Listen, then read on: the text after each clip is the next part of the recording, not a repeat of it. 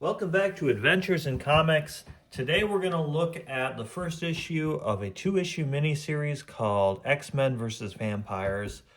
This is from 2010 and 2011, this overarching story called Curse of the Mutants. And I guess the premise of it is the vampires detonate a human bomb that emits a bunch of vampire cursed blood on people in New York, including Jubilee. And it's part of a larger story where I think Dracula has died and his son, Xerus, something like that, is trying to fill the power vacuum. And so the X-Men have to team up with Blade and maybe even resurrect Dracula himself to deal with vampires. This is after Storm already has dealt with Dracula. Yeah, so in the 80s, they encountered Dracula. I think we did one of those Uncanny X-Men issues in our earlier series when we first started vlogging about comics. So this is kind of a modern update of that The art story. is fantastic. I know Cover this art. art kind of reminds me of Marvel vs. Capcom a little bit. Oh yeah. The fighting video game. So this is just a two-issue series, but I think they're bigger comics because there's like 40-something pages. So there's a few interconnected or like related short stories, and then it ends with a reprint of Uncanny X-Men from the classic era with Dracula's first appearance with the team. So this starts in San Francisco, and we've got this guy lurking as this lady is walking down the sidewalk at night, and he's like, "Excuse me," and tries to get her attention. She says she's looking for a friend. She said, "I could be her friend," and he, Sure, buddy. yeah, he's acting really suspicious. So it kind of reminds me of the beginning of like a Supernatural. Oh yeah. So he's luring her into this room, saying, "Oh, my band is rehearsing here. I'd love to get your feedback." Of course. Oh, your band. She's like, "I do have excellent taste in music." So we think she's about to get bitten. Fall in the trap. And he's revealing his fangs. Make There's out a guy sesh. back Ooh, there. Yeah. And it looks like he's going to start sucking her blood. She even looks like she might have got bit. I think there's someone else in here. Don't there worry. goes the fangs. That's the least of your problems. He Punk. goes to bite her. Huh? All right, now that I have you right where I want you, you can tell me. The illustrator did a great job on getting her eyes to be like perfect, like, all right. I know her change of attitude. Mm-hmm. So she's looking for Jubilee, it turns out. And this is a character, Husk, who I think comes from Generation X in the 90s. She can create like a shell, like a hard covering for Of herself. any material. Yeah. So there's a whole gang of vampires here. There's 4 others. Boy, they look like a winning group. Jeez. And she pushes him away and reveals that she is wood covered. She's got thorns coming out of her. I don't know why she has to tear all of her clothes off. Groot. She said, "What the?" Wow. So she deflects the vampire's lunge and impales him on the sharp wood. She's kind of like a steak. A living steak, yeah. This other vampire, she dodges and cuts him as well. Skewers him. Anyone else? So this other guy says, "We can be reasonable people. You aren't people, you're demons. And if you didn't want to get hurt, you really shouldn't have taken an X-Man." That's right. "So you're a mutie, huh? And your power is to be all wooden inside? And this vampire thing must be like your raison d'etre." So that's cute. Actually, they call me Husk because I can shed into any material I want. That is so creepy. So, like, when she changes, does she have to, like, pull off the husk? That's what it Of the sounds wood? like. Yeah, she emerges from underneath, and then she can make another shell. So I wonder if she creates her clothes on her, and that's why she ripped it off. Oh yeah, maybe. Yeah, I'd like to research that character more. So he says, "Let me give you a tip, Husk. Next time, turn it into silver. It's just as lethal as a wooden stake." And he breaks some like a liquor bottle over her head and goes to light it with this lighter, and it looks like she's Oh man, look at that girl. she's not long for this world, but she impales one of the attacking vampires and says, "Fire! You think a little fire's gonna stop me?" I love her attitude. Correct me if I'm wrong, but fire doesn't agree with you, Fang Faces, whereas tomorrow my hair won't even smell like smoke. So I guess fire doesn't really bother her. Yeah. He hits her with an axe, and after this, Ooh. takes an axe to the side. You may have guessed it by now, but your girlfriend Jubilee, she isn't here. Why don't you turn back to flesh and blood? Maybe you and I can work something out. I do know some vampires in high places. He says, no, you don't. You're nothing but skeezy lies and a cute smile. So you're saying I'm not going to bleep with any more of my friends. So she impaled him. Whoa, With the fire. axe handle. So the axe is stuck into her side, and she like pulled him through the handle of the axe. That's like a Highlander move. Yeah. Oh yeah. And we leave Husk still flaming with an axe coming out of her side from Husk Till Dawn. It's like the Tarantino They version. started with the title and worked their way back on that one. So that's where we leave Husk, and we're going to now change art styles and writers to Dazzler. This has a very anime Oh yeah, style. it does. 3 bodies found bloodless in the nightclub district. Your music scene experience could be critical, he says. Allison Blair. So she's been recruited to hunt vampires in the discotheques. And She's the only one who could, you know? she was made for it, really. And this lawyer guy is trying to chat her up. And she's like barely listening. She's like, if my fans could see me now, look. And she's walking off. The art style She's is like, beautiful. it's libel, you moron. Libel is written. Slander is spoken. You're a junior law clerk at best, you creepy liar. I may not wear a power suit, but I'm not the dummy you take me for. I graduated magna cum laude. So she's had enough of him bragging about his connections and his future. So when I turn around, please be gone. Her eyes are so well done. I'm going to stake you, sucker, is what this one's called. And it turns out the guy that was boasting is now being subdued by this vampire who has purplish skin. I like the color work on this one. Mm-hmm. Back off, vamp. And he says, a bleeding witch. Dazzler shoots the light power at him. The guy's okay. The vampire's going to the trolley car. Pay dirt. Fangboy matches the killer's MO. So I guess the chase is on. So she gets one of the highfalutin vampires. He gets the San Francisco treat. Rice-a-roni. Rice-a-roni. You know how it goes. Huh? Night on the town, girl meets guy. She's chasing with her motorcycle. Oh, this is really nice. It's almost musical. You know, it's almost how jagged the letters are. You want the chance to talk more privately, but you don't want to regret that. I've been out of the scene for a while, but I'm still cautious when it comes to going back to a guy's place if we only just met. She reveals. Uh-oh. Oh, cripes. Cripes. She's got her big glowing energy ball. Crash. So there must be sound. Okay, there we go. She feels her her cells juiced up with the sonic energy from a seriously wicked disco funk soundtrack. I guess he went into this room that had a disco funk going on. That was his first mistake. He doesn't know who he's dealing with. It's his first and last mistake. Reminds me, I actually kind of like that old stuff. Oh boy, look at that. Takes a turn for the goofy because their lair has several disco balls and there's some retro looking vampires here. They're in Studio 13. All right. Sister, you in Sheba Sugar Fang's place now. It's like a Dazzler exploitation. There's all these vampires in the back too. Ooh, look at them.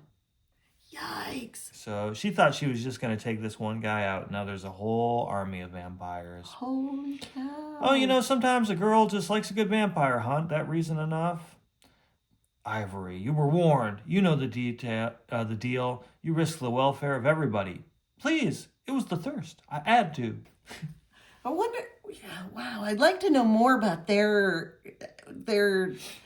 characters and Yeah, they kind of they allude to it, but they never fully explain their yeah. history. So she's got this big solar flare that she can send up. Obviously, the vampires aren't going to like that. Well, and it's like daylight. It's Well, some of them, yeah, it says Xeris got us these small gifts, these necklaces that you see them wearing that makes them immune to sunlight. daywalkers. Ivory will pay. He'll do more years hard labor than he would out there. No choice for him. So you take your spandex butt back to your super friends, Sister Sparkle. I got things in hand here. Ain't no one tougher on us freaks but ourselves sometimes. So she's like gonna punish Ivory for I guess, some of the vampires try to keep a low profile. Bloody hell, let go, witch. He must be British, Ivory. Oh yeah. Don't worry, Ivory, I got this, she says, and she decks Dazzler. That's where you made your first mistake, lady. Not in a disco funk. One bit of X-Men conditioning I'm proud of. In combat situation, I'm happy to change tactics that don't work. If a vampire isn't affected by solar bursts, I can improvise. So she shoots the stem of that disco ball, makes it come crashing down right on her toes, it looks like. You're trying my patience real bad, Sparkle. And she has like demon wings that are sprouting out. Dang. Uh-oh. She must be a powerful one. Yeah, she blasts her and she's like, I'm going to have to do this the old-fashioned way. She picks up this improvised stake. You think vampires wouldn't have many wooden furniture. They right? just keep clear of it. But Ivory intercepts the blow. Thud. See now, Sister Sparkle, we take care of our own here. We're just echoes now. We lived in this town 40 years ago, but when we became vampires, we left families behind when we became shadows in the dark. So we got children and grandchildren out there, some doing it tough. We can't go public. We can't help them outright against the pushers, the perverts, the corporate freaks. Oh, she's very political. We play it subtle. No killing, no blood drinking. Knock out a murderous pimp quietly here, mess up a skag deal there. At least most times that's how it is. We live frozen in the past, but sometimes, like Ivory, we fall. So they sound like they're more like vigilante vampires. Guess that's hard for you to understand. No, not really. No one tougher on us freaks but ourselves sometimes. So Dazzler's left with this white rose as they all...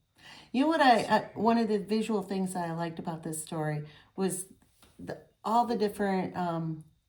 like the throwback to the 70s with the disco balls and stuff. But I really loved how they made her eyes almost look like they have water in the, yeah. And then the vampires just dull red eyes. Yeah, it takes the humanity out. And they did a really nice job with that. Even when they are looking more emotive, it kind of takes their soul away.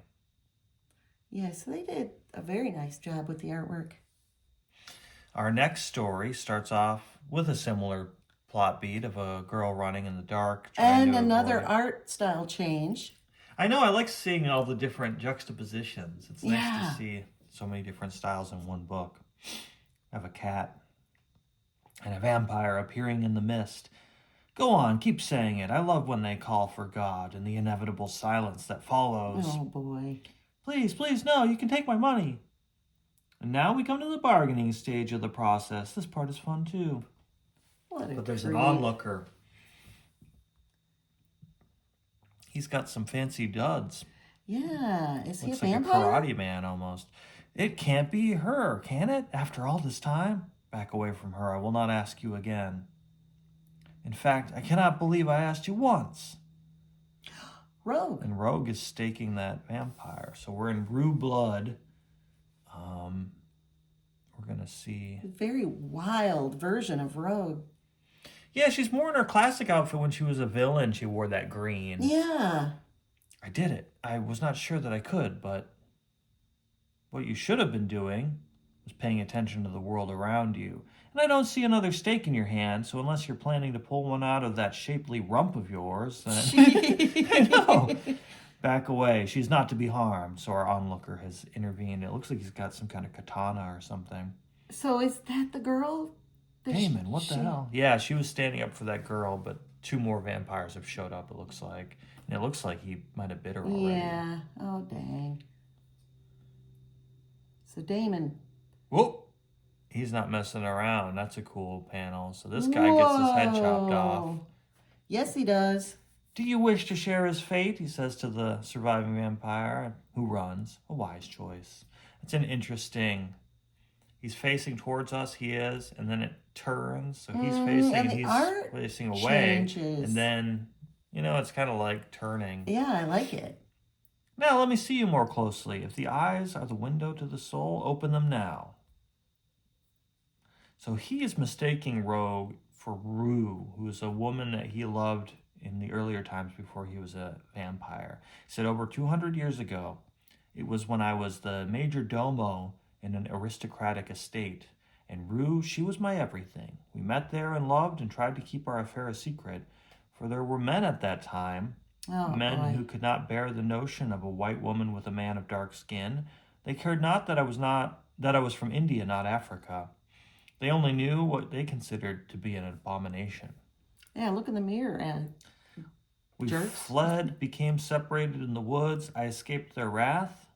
Rue did not. Oh, I know, that's a heartbreaking panel there. golly.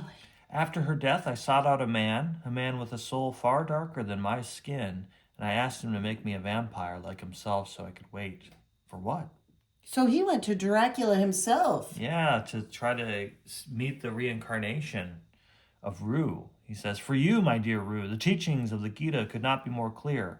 Just as a man discards worn-out clothes and puts on new clothes, the soul discards worn-out bodies and wears new ones.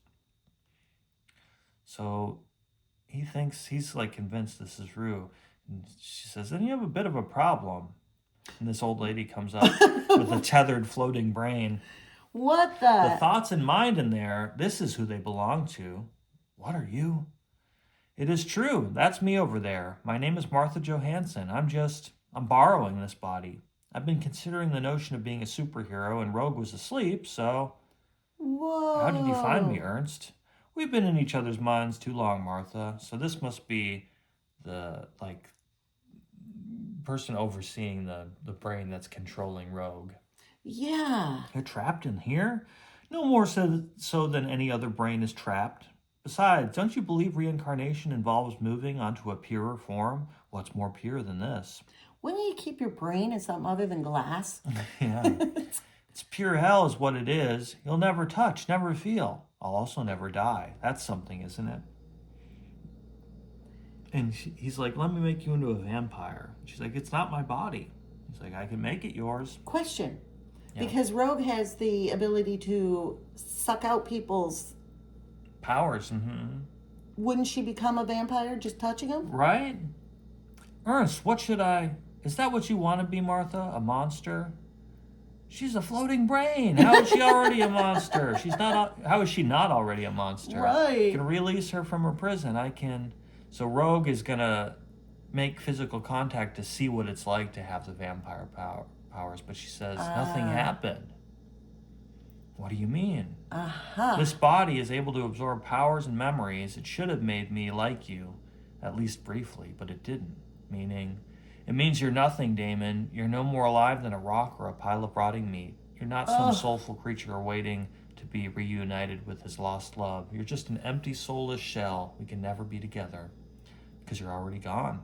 And I suspect I'm not telling you anything that deep down you haven't already figured out. Oh, how sad. I think that you are correct. Make it quick. See you in the next life. I was like that very... Oh. I know. A lot of these have downer endings. Yeah, they do. And I believe this is the last one. I really like the art and the color of this one. Impregnable. I am the master of magnetism. I am a merciless god amongst mortal men. Very painted kind of style. Or maybe it's very color pencil or artistic. something.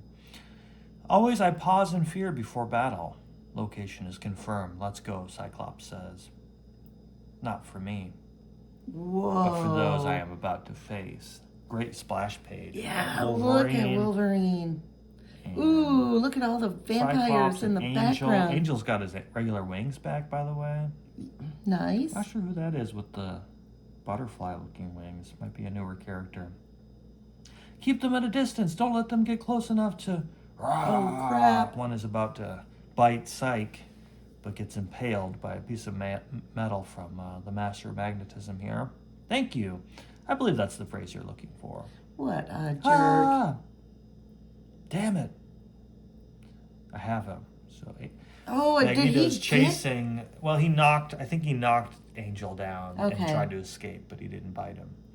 No escape, I'm afraid. You can only run from pain for so long. Your crimes have caught up with you. Who is it? Look at you, so much less than human, a misshapen copy of an already barren species. And you dare declare war on my people? I will wipe you out, all of you. Hello, Max. Whoa. Leo? Impregnable. So he recognizes the vampire. Whoa. There's a big explosion. Wolverine says, Yo, Buckethead. What the H was that? You back trying to kill X-Men again? Such a rough version of Wolverine in that drawing. Yeah, that's a great pose. Do not follow me, Logan, I warn you. A labyrinth of tunnels, how the vampires must move into the city in daytime. Which way did he go? If he even exists. So he's starting to think, is it a psychic attack or some kind of trap? Or madness. So Max is saying, or Leo's saying, there's really no point in me trying to escape you, is there? You've become a very powerful man since we last met, whereas I am now something better. My God, Leo Zim, you're alive.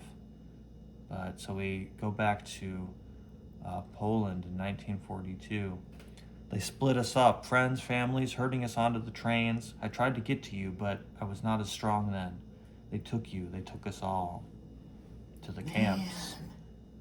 Oh, that's a beautiful piece. Yes, I never arrived. A rather unexpected meeting en route altered my fate. I was lucky. Lucky? You were a monster. I am still Leo, Max. I am still your friend. All these years walking the earth, experiencing, existing, the vampire gave me that. It freed me from the starvation, the disease, the fear, the slaughter. So you have slaughtered others for decades instead. And now you slaughter mutants. I love the detail on his face here. You are not Leo Zim. Odd, isn't it? We both saw cruelty and darkness on such a scale, but since that time we have both spilled such blood. Magneto's putting his helmet back on. Yep. So Max, what will you do with me? We get a shot where it looks like Cyclops and Wolverine are kind of cringing at what they're seeing. Taken care of? And he just brushes off Cyclops. Who knows? Did he let him live? What do you think, is what Magneto says. Ooh. But it's kind of left to be somewhat ambiguous, right? Uh-huh. Maybe he let him go. Because it doesn't show actual battle. Mm-hmm. Wow. Then again, the beheading that was implied in the Rogue One didn't really happen, so who knows? Right. And then each of these X-Men versus Vampire ends with a classic. So this is Uncanny X-Men 159 reprinted. I always liked this cover. Great cover. The creepy outline of Storm in the silhouette, and then her vampire face really pops. I hated this when she got turned. I know, I didn't like it either. So we begin where the X-Men are looking for Misty Knight. And they say, that's not Misty. Who is this lady and what's she doing here? They're in an apartment. And it's funny Can you to see imagine? them in a domestic setting like Yeah. that. She's like, what are you bursting into my house for? This is Misty's apartment, right? It's our apartment. I'm her roommate. Harmony Young. Oh, Kitty. Kitty would know. Yep, she's one of the top fashion models in New York. And so they make nice. Wolverine's like, I'm scrounging myself a brew. I like his brown uniform the best. I like it too. And Storm's explaining, they had a standing invitation from Misty. They have a need that arose. They didn't want to intrude. They can leave if she wants. And she's like, hey, no problem. Well, wouldn't you? If it's okay with Misty, it's okay with me. Yeah, it'd be fun to have mutants over as long as the Dracula didn't come over. Right. So she's flirting with the boys a little bit. And Wolverine says, you've got a date with your folks this evening, kiddo, remember? That's why we're here. And you sure can't meet him dressed like that. So she needs to borrow some clothes. She can't go in this one-piece suit that goes over her head. This is what they gave me at school, Mom. What kind of school is that? Oh my gosh, I lost track of the time. I'll change right away. Aurora, you're coming with me, aren't you? Kitten, you brought appropriate clothes. I did not. I have nothing to wear. Well, Leave good that to thing me. you're with the model. Yeah, so Harmony's going to let her borrow some clothes. We get a little changing montage, and they're becoming friends. And Wolverine drinks a whole six-pack, apparently. Says eventually a slow six-pack later. And they've given Storm a nice purple suit. They're like, I've got a Hulk pant purple boot and jacket set.